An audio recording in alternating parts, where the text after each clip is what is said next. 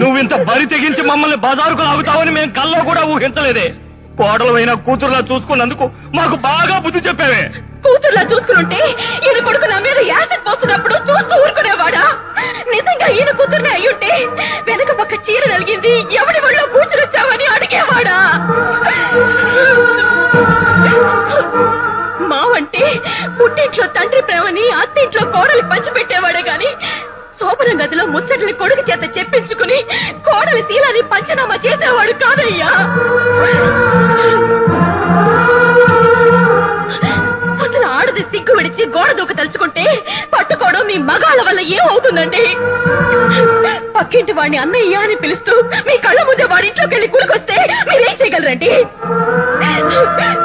నువ్వు తిండి పెట్టకపోయినా సుఖంగా ఉండేదాన్ని, కుట్ట ఇవ్వకపోయినా సంతోషంగా గదిలో పడి కాపురం చేసేదాన్ని. నువ్వు మగాడి